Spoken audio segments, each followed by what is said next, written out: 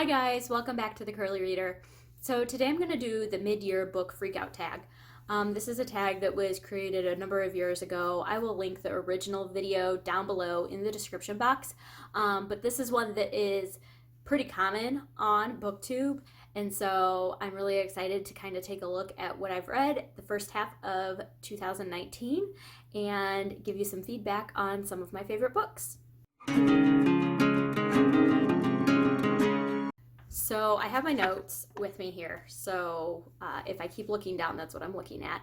And also, this is kind of a new setup, new background, whatever. My kids are all home from school for the summer, and so I needed to move my filming area to a more remote location of my house because I was previously filming in my kind of library slash piano room, which was on the main floor of my house, and the kids are constantly running through there throughout the day, so I didn't want to put a damper on their summer, so I figured I'd just move my location, and so this is what I've come up with so far. I might move around a little bit more until I find something that I like where the lighting's going to work real well, but for now, this is what we're working with. So let's jump into this tag. So far this year, I have read 80 books. That's quite a lot compared to what I've read in any previous year. I put my goal for Goodreads originally at 52 books, which I'm obviously past, and then I switched it to 75, and now I've upped it again to 100, which I will easily get to.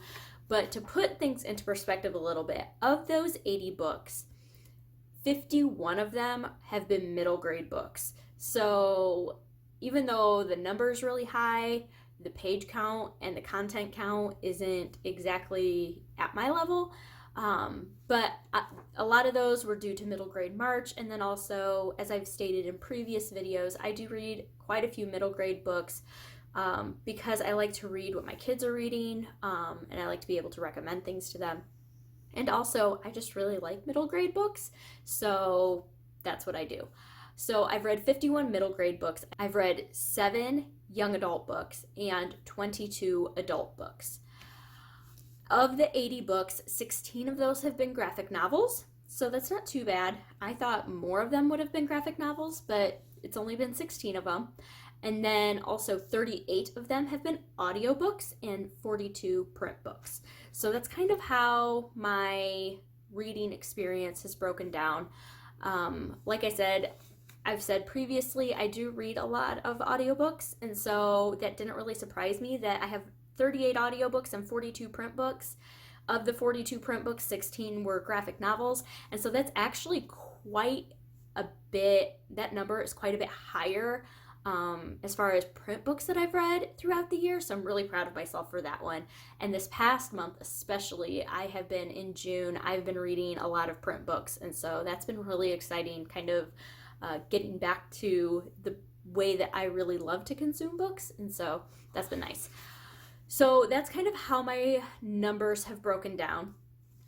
So as far as the tag goes, there are 14 questions, and the first one, or prompts, the first one is the best book that you've read this year. And so I have a few that I would consider my favorite books, but I'm going to save some of them for answers to other questions on this, so I'm going to try not to mention books more than once. There's a couple that I think I have on here more than once. So for this one, I'm going to say Sweep by Jonathan Auxier. This is one that I read during middle grade March. It was actually the group book for middle grade March, and I loved it. It is the story about a little girl, Nan, who lives in Victorian London, and she is a chimney sweep, and it's just her story of her and her little golem, Charlie, and their adventure. It's magical realism. It's lovely. It really made me view the chimney sweeps, I guess, differently, because the only thing that I had ever heard, or my only worldview of chimney sweeps up to that point, had been Mary Poppins, which was not accurate at all. And so it was really interesting to dig a little bit more into chimney sweeps and kind of their history. but also just the story was so beautifully written, and I loved it so much. And I'm so forever grateful that Krista and Katie picked that book for our middle grade March group read, because otherwise I probably would have never picked it up. So I'm going to say for now that that has been my favorite book this year. And like I said, I have a couple more, but they'll be mentioned later on in here. So number 2 is the best sequel that you've read this year. And I looked through my stuff and I have not read any sequels this year. I should take that back. I've read one. It was a graphic novel during middle grade March. It was the sequel to Mighty Jack. It was like Mighty Jack and the Goblin King, and it wasn't good enough to warrant the answer to this question. And so I've started some series though and read multiple books in the series this year, and those 2 series are the Babysitter's Club graphic novel series, which you can see my graphic novel wrap up from last month about my opinions on those. And then I've also been reading the Betsy Tacy series, and so I've read 6 books, I think, in that series so far. I'm a little behind. Those have been really good. I've enjoyed the sequels of those and just the series as a whole. But as far as just reading a sequel this year, I haven't really read any, so I might want to do that in the latter half of the year. We'll see if I get around to it though. I really do like book series. I just haven't really gotten into any that I really loved this year. So other than, like I said, the Betsy Tacy series and the Babysitter's Club, all right, moving on. Number 3 is a new release that you haven't read yet. And for this, I'm going to say The Huntress by Kate Quinn. I have seen a lot about this book. It sounds really interesting to me. It is, I believe, a post-World War II historical fiction about a female assassin maybe during World War II that they're trying to find. I'm not exactly sure, but everybody that I've heard talk about it really enjoys it, and it sounds like it would be something I would really enjoy. And so I'm going to say that I would like to read that one, and I haven't read that one yet. I don't typically read a lot of new releases, so I had to kind of dig around on Goodreads to see if I could find something that's been released recently that I hadn't read yet. All right, number 4 is my most anticipated release for the second half of this year. And for this one, I'm going to say The Fountains of Silence by Ruta Sepetys. I have read Salt to the Sea and Between Shades of Grey by Ruta Sepetys, and I put on my summer TBR Out of the Easy, which I believe was her first novel. I haven't read it yet though, but I loved both Between Shades of Grey and Salt to the Sea. And so she has a new book coming out in September, November, October, sometime this fall. But she has one coming out, and it is set in 1957 Madrid, Spain. And so I don't really know anything about Spain during that time frame, and so I thought it would be really interesting to read that. And I really love her writing style, and so I'm really hoping that I love it. But I will definitely be picking that one up probably from the library pretty soon after it's released. And then my other one that I'm really looking forward to for the second half of this year comes out next month in July, and that is If You Want to Make God Laugh by Bianca Marais. I just finished earlier this week Hum If You Don't Know the Words by Bianca Marais. I think that's how you say her last name. I'm not 100% sure. But I loved her writing style. And so I am super, super excited to get my hands on her new book that's coming out next month. Both of her books are set in South Africa.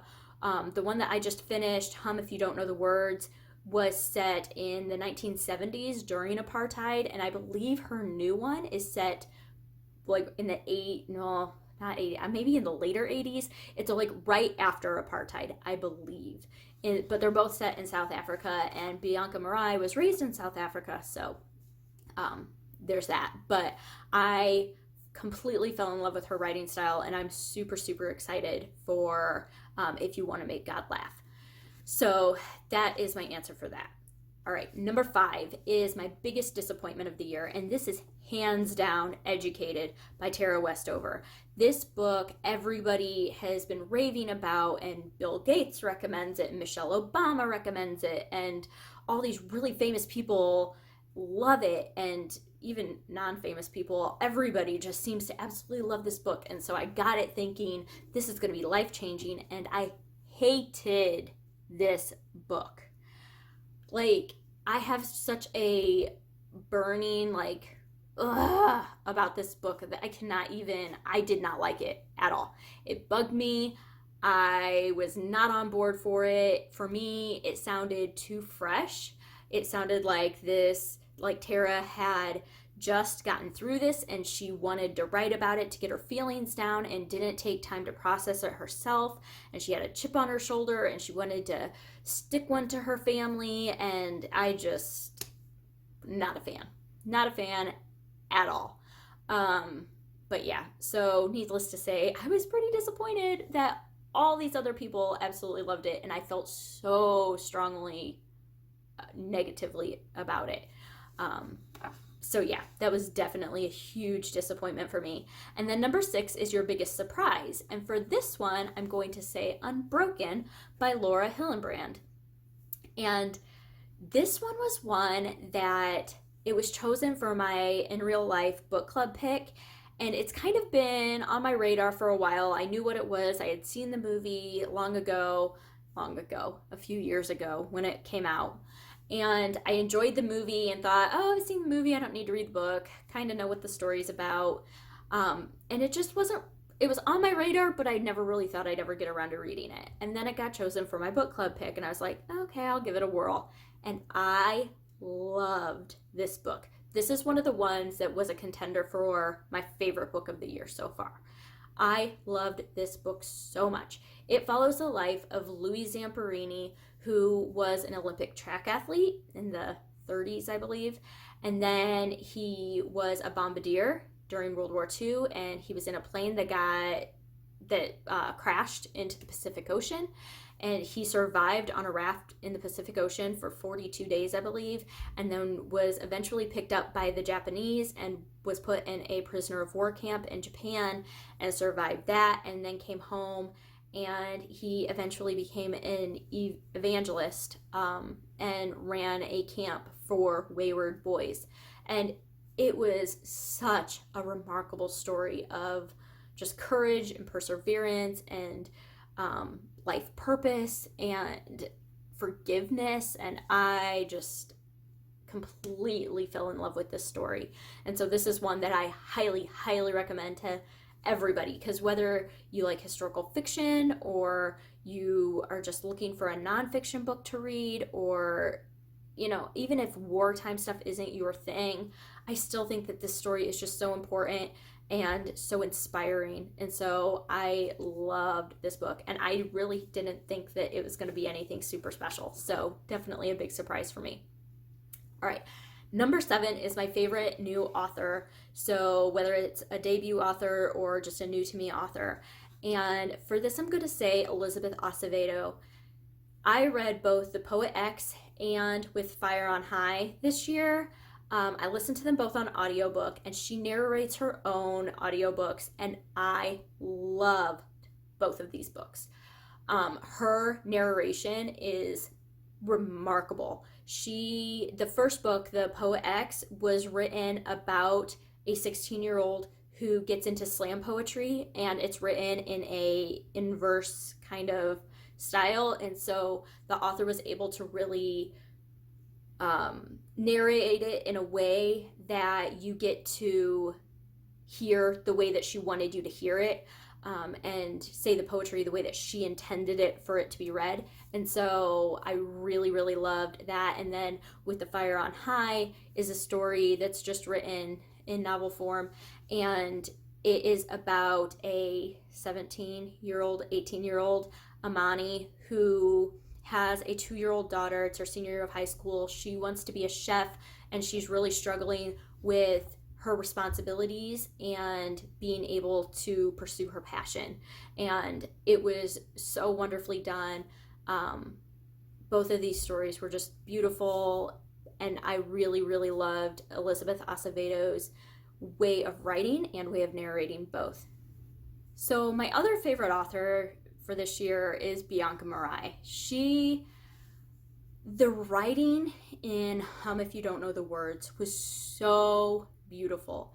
It was lyrical, it was in detail, it was so descriptive. I absolutely loved it, but it wasn't overkill to where it was distracting. And I just absolutely fell in love with it. I ended up purchasing the book halfway through reading my library copy, if that tells you anything, just because I wanted to be able to underline sentences and phrases and paragraphs, because the way that she worded things was so remarkably impactful. And so, yeah, she is definitely on my list of favorite authors now. And she was new to me just this past month. So those are my answers for my favorite new author. Number 8 is your new fictional crush. And I'm skipping this question because I don't really form crushes on characters in books. It's just not really my thing. So I'm just going to skip this one.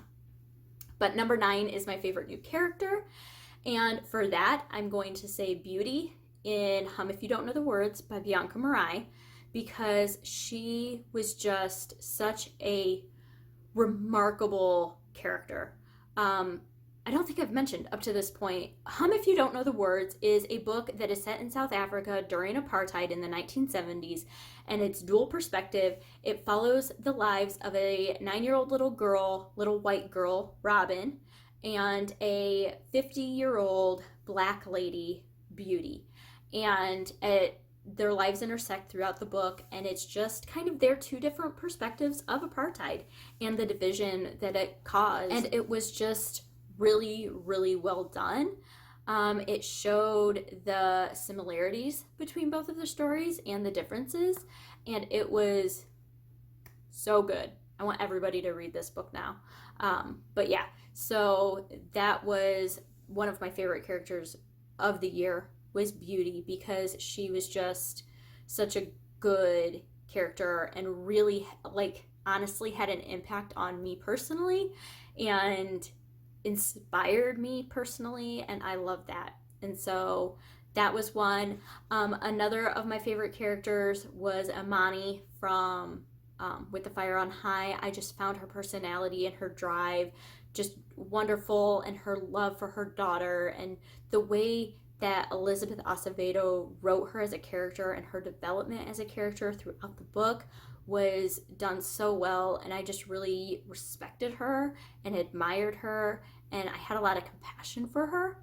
And then my third one for this is Nan from Sweep, the story of a girl and her monster. And that was the main character in that book, and so the chimney sweep little girl, and she was just fun, and I really enjoyed her escapades and her imagination, and she just really stood out to me. So those were my favorite characters that I've read about so far this year.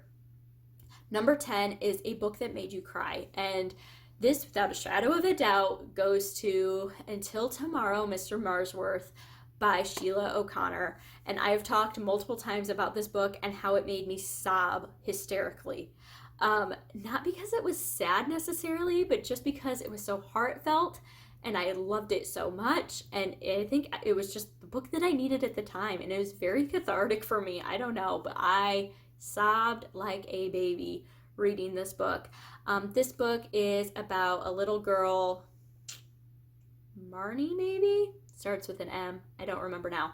But it is set in the 1970s during the Vietnam War, and she moves to Minnesota and gets a newspaper route and starts writing letters back and forth to one of her customers.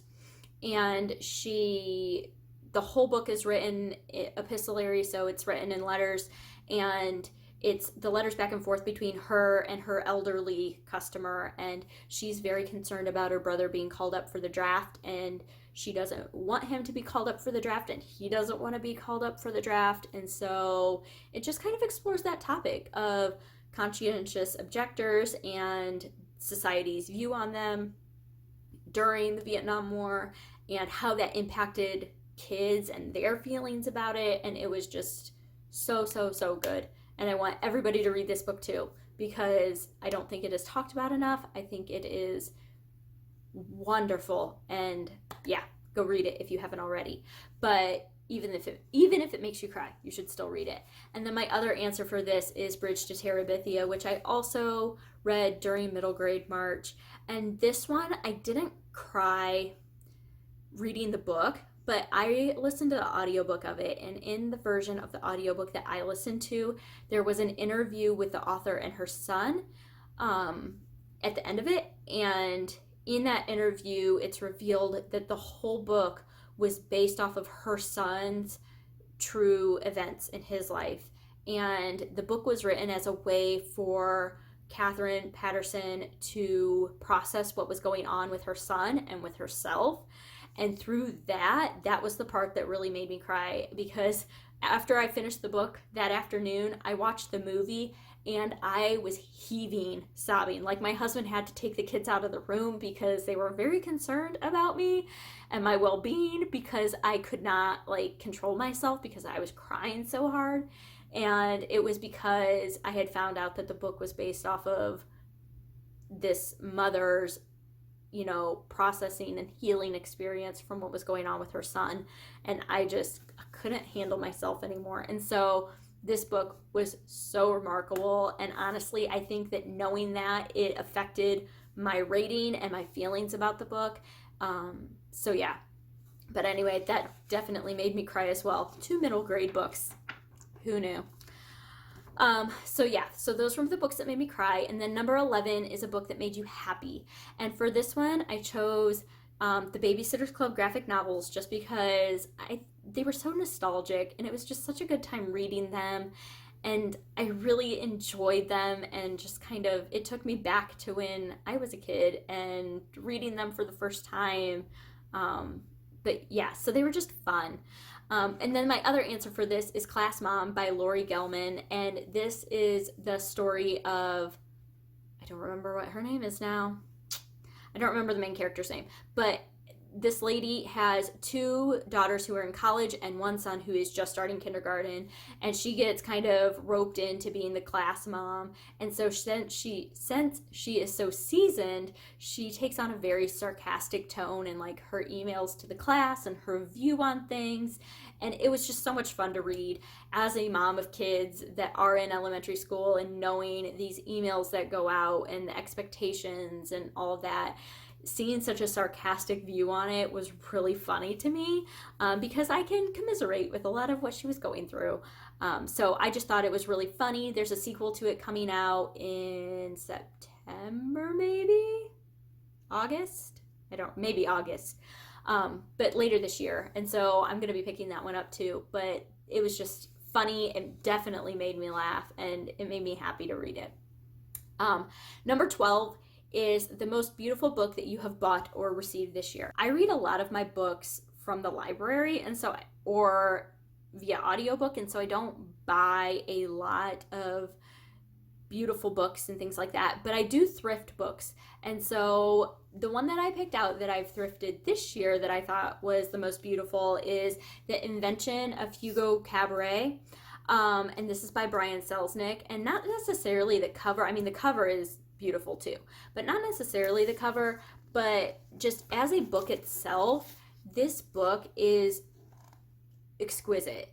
The way that Brian Selznick does his books, there's, print on a few pages, and then it is, oh, that's not a good illustration to show, and then it's like full page illustrations mixed in, and the illustrations are gorgeous, and then the spines are all illustrated.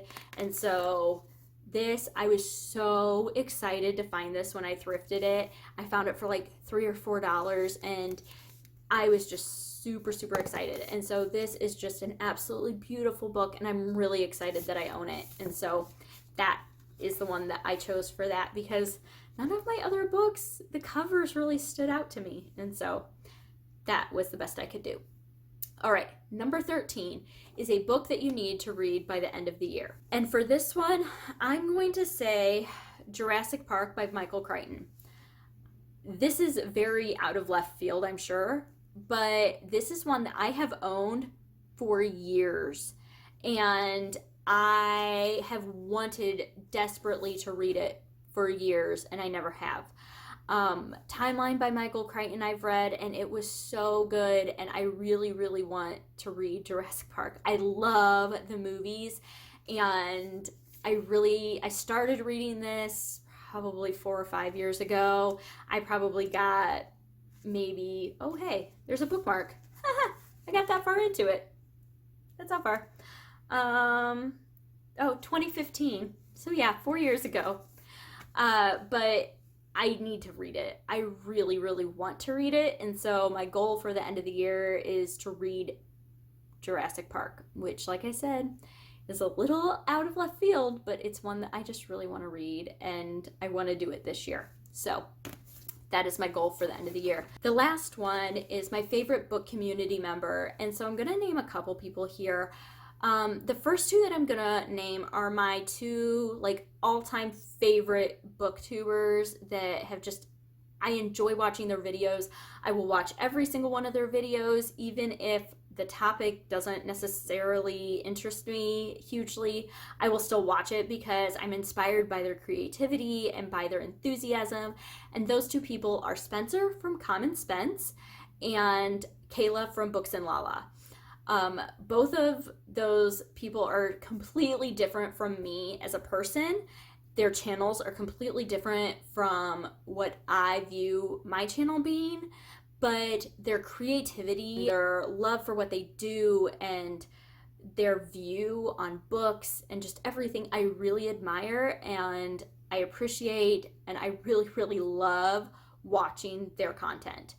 The other two people that I wanted to recommend, or that I wanted to mention, are Krista from Books and Jams, because she has just been so kind to me. I did a buddy read with her earlier this month, and I've been watching her for 2 years now, a year, well, at least a year and a half. And I could see us being good friends if we lived closer to each other. We don't, but I could still see us being really good friends, and she has been very supportive of my channel, and I really enjoy her content too, and so I really, really love her. And then my other favorite book community member is Trina from Between Chapters. She's one, doesn't post a whole lot anymore. She still posts, just not quite as much, but just for, like I said, the last 2 years since I've been watching BookTube, I've really enjoyed her videos. She talks a lot about audiobooks, and for a long time she was doing audiobook reviews and would rate the narration separately than the actual book, and that really inspired me to pay attention to the narration of books and not just consuming the book. And just her reviews on audiobooks and just regular books in general, I really enjoy, and so she's definitely one of my favorites as well. So that is all of the questions, all of the prompts for the mid-year book Freakout tag. I hope that you enjoyed this. If you have done this, link your video down below. I'd love to check it out. If you have any opinions on any of the books that I've mentioned, I would love to hear about them. You can follow me on Instagram, that's linked, and Goodreads, both linked down below.